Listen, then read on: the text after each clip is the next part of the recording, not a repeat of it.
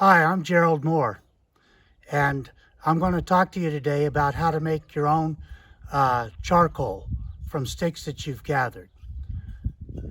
And I've been doing this for about 4.5 years now, and it's all my wife's fault because she was asking me to prune some cherry trees. So I took some cherry tree limbs off and I laid them on the ground until I could Google how to make your own charcoal for drawing.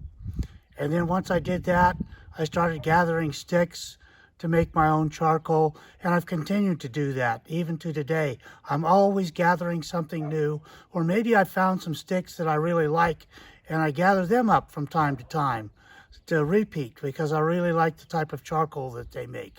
All right, so now I'm going to just briefly talk about the tools that you'll need. You'll need a saw like this one that's used for cutting down limbs off of trees, a pair of pruning shears. This hacksaw is something that you use at the end, and I skipped over the knife. And then you want to have a knife like this with about a 3-inch blade for scraping the bark off of the different limbs that you've gathered. So let's start out here. I've gathered a limb. You can see it's got a lot of little ones out here, and this part is relatively straight. So just use the pruning shears. We're going to cut off these pieces like this and so on.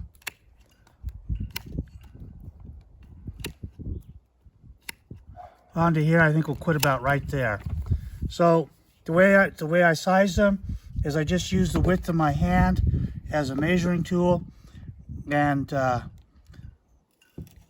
cut it off.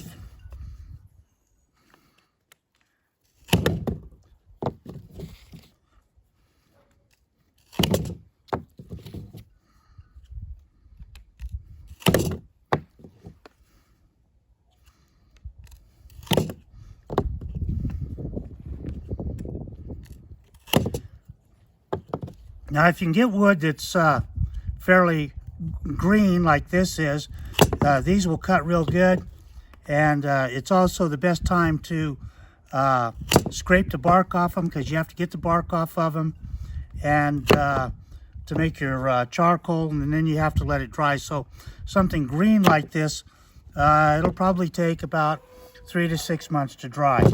So once you've cut it up into the lengths, then you scrape off the bark. You want to go down to where you get down to the wood. You might want to come in close here. So you can see there's the outer bark, and then there's some inner bark that's a little bit green, and underneath that green is the nice white wood.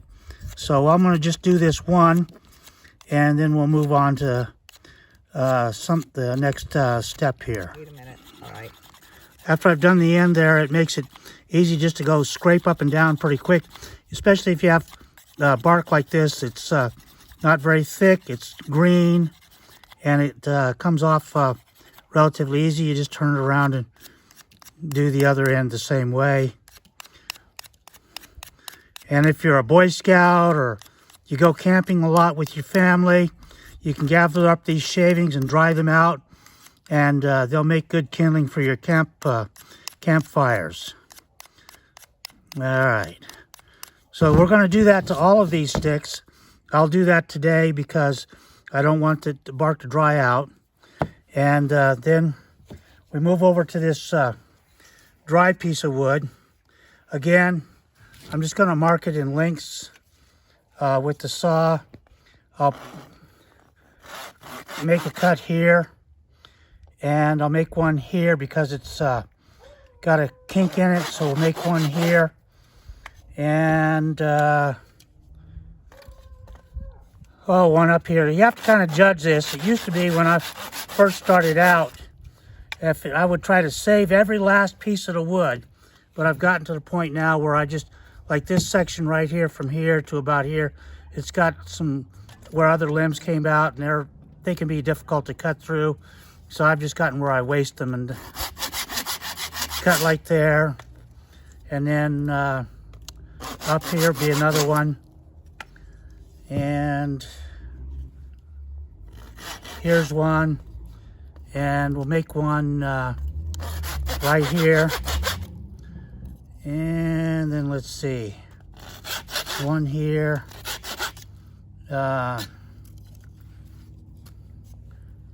One about here. And we'll just let the rest of this go.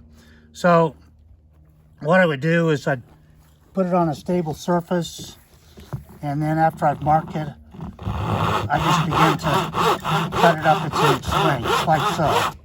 So I'll cut that up in its length, but because it's dry, the bark is dry, it would be hard to cut off, you see. You really have to cut. And so with wood like this, I'll take this and I'll put it in some water. I'll cut this up in its lengths. Then I'll put those lengths in some water for about 3 to 5 days. It'll soften the bark up, and that bark will slide off just as easy as the bark from this did. You can stop it. So here we have the sticks that I'm able to, I cut the branch while it was green, and I've cleaned up all the wood bark off the sticks. You can see that they're sitting here in the sun, ready to dry. I see on one I got a little bit of green left, so I'll go back and scrape that away. And then over here, I cut the branch that was relatively dry up into its lengths that I'd marked off.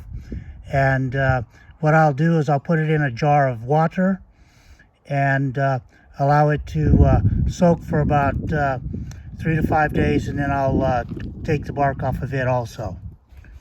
Then over here, we have our pile of shavings, and I'm just going to throw these out in my garden area.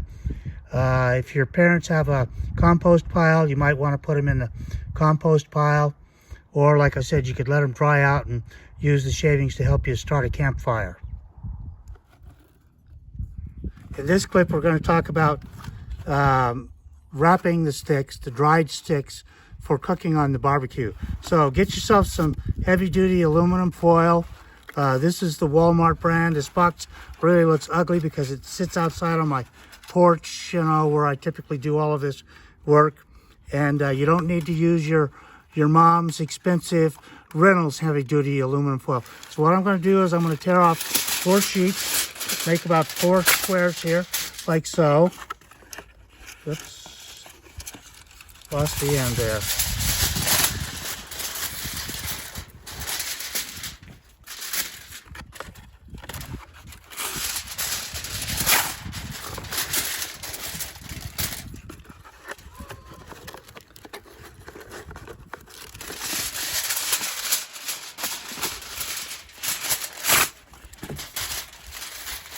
Okay, and I'm going to pause it for just a moment while I go get the magic marker that I forgot to bring out with me. So you can see here, I have written on here oleander, and I've written on here oleander. So we're going to put these 2 small packets together to make one for cooking. And what I'm going to do is I'm going to take this Sharpie and I'm going to write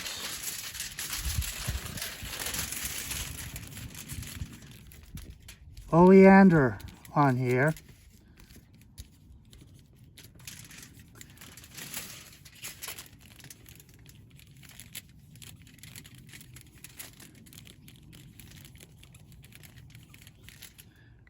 And I'm just going to do this on the first sheet that I wrap the sticks in, because we're going to wrap these sticks up into 3 additional pieces of aluminum foil.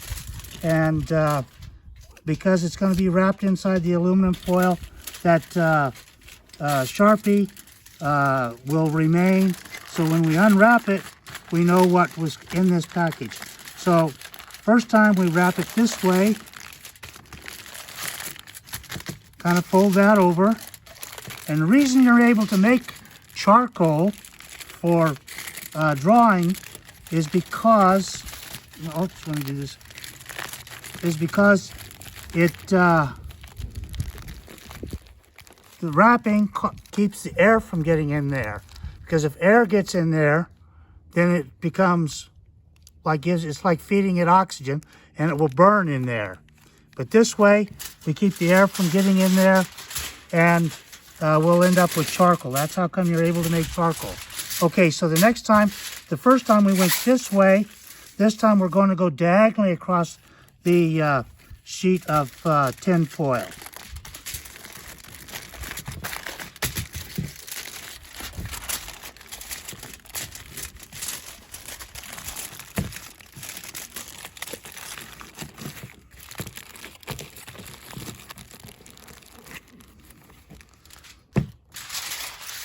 Then we do another one where we go this way again.